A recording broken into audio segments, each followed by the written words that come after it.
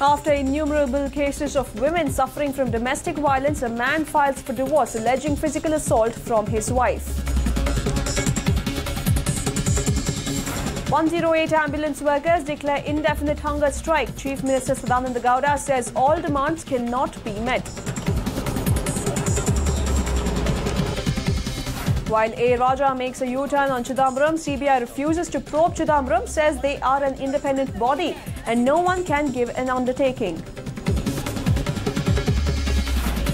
Politics begins over Rajbala's funeral. Baba Ramdev and Sushma Swaraj attend funeral, demand answers from government on Rajbala's death and Ramleela crackdown.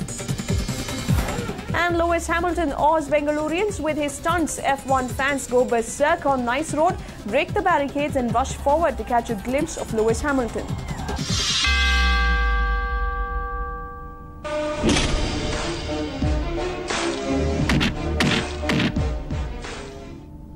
Many a times we have shown you gory stories of those wives who have gone through domestic violence. But here is an exception.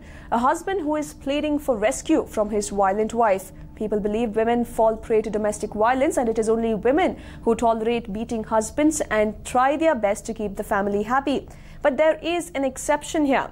Meet Mr. Surlin, a 34-year-old IT professional, and like any other successful man, he too dreamt about a blissful married life. He got married to Jayashree, a resident of Calcutta, in January 2009, but it took hardly a month for his dreams to come crashing down. His wife Jayashree was too violent and looked for reasons to beat Surlin black and blue. Surlin was in tears and even contemplated suicide many a times when his wife's beating became a daily affair. But then he thought of exposing her and approached Harassed Husbands Association. At the same time, he also filed for divorce. Surlin's case is in the court and he has lost his job as well. But the wife, who never stopped being his nightmare, is still pressing for monthly compensation.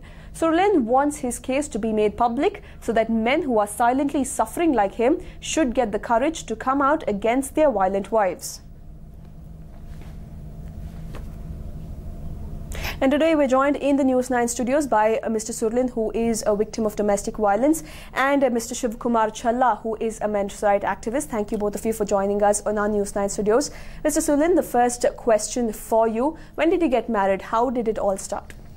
I got married on January 2009, and it was a simple arranged marriage. There is no dowry involved on the marriage, and it was in the day one, like it was starting in the other way.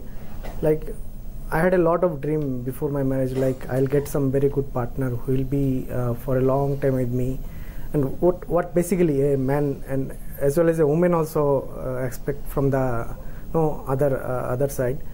And basically it gone totally opposite.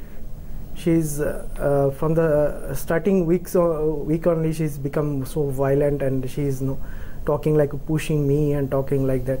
And then so many times I try to counseling and try to make her understand not to do these kind of things, but still she continue with these things. And always whenever some kind of a argument or something is happening, like basically these things are common in the matrimonial life, which people are has to be in the four wall, okay. And she used to start beating, and like whatever she's getting in front of, like we are threatening, I'll just finish you and all kind of a thing, and it just keep on going. And and after that I was silently, as beginning I was just silently continue with that, and suffered. Okay, fine, she will change one day. Okay, giving her time, but still nothing has changed, and every time some kind of a things is going on. So in the shorter period, slowly it gone very high, and she started beating me. Then I went to the doctor couple of time and taken the medical for toxide and other things, and take a treatment. So after that I was continuing my job and very disturbed. A number of times I get a kind of a warning from them: you just concentrate on your job better, or you will throw you out. So is IT is a very difficult. If you not perform well, anytime you can sack from the job, because they always depend on the performance. well do. And most of Saturday Sunday we have a kind of a job profile and all. I had a traveling job. I used to travel from one city to other city for my as a profession.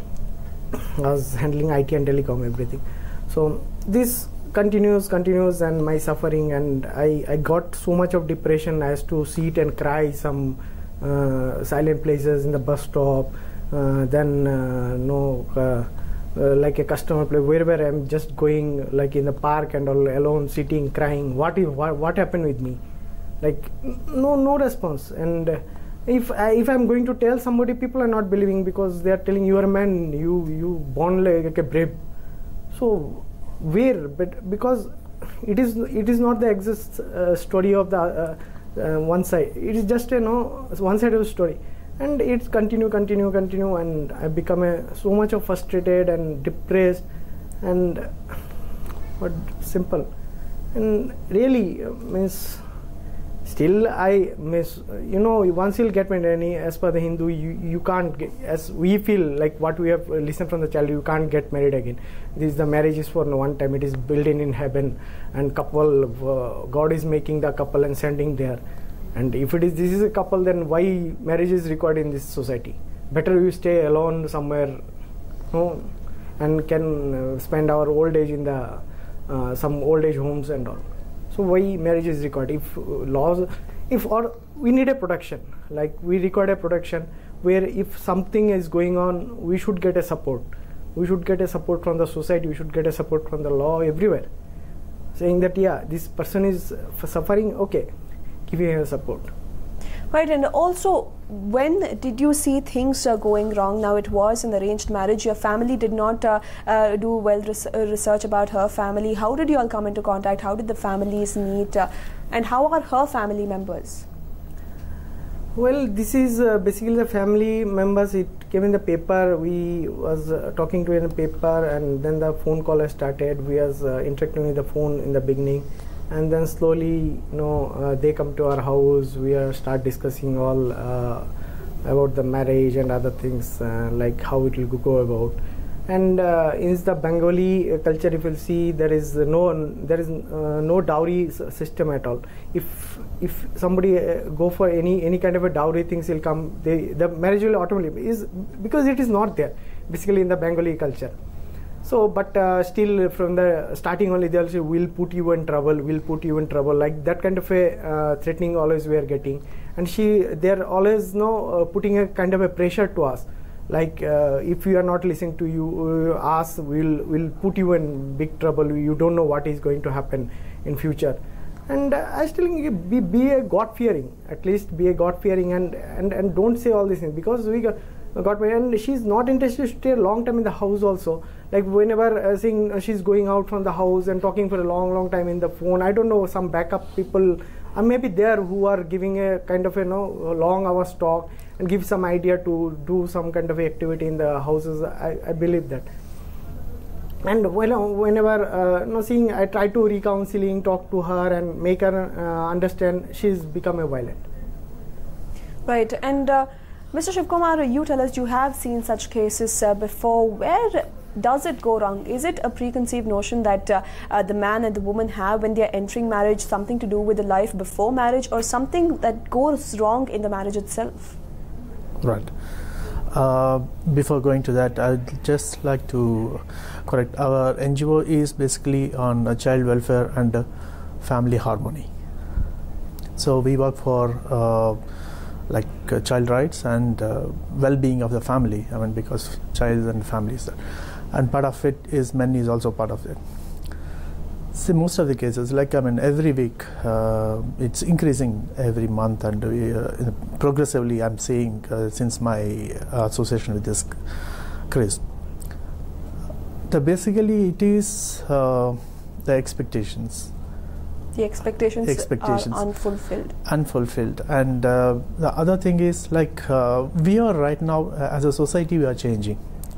The society is changing from the earlier days where the values and all. We had protection of the family, the immediate family, like uncle, aunts, and mother-in-law, father-in-law, and all those things. Now it became nuclear, and now it is going to become single.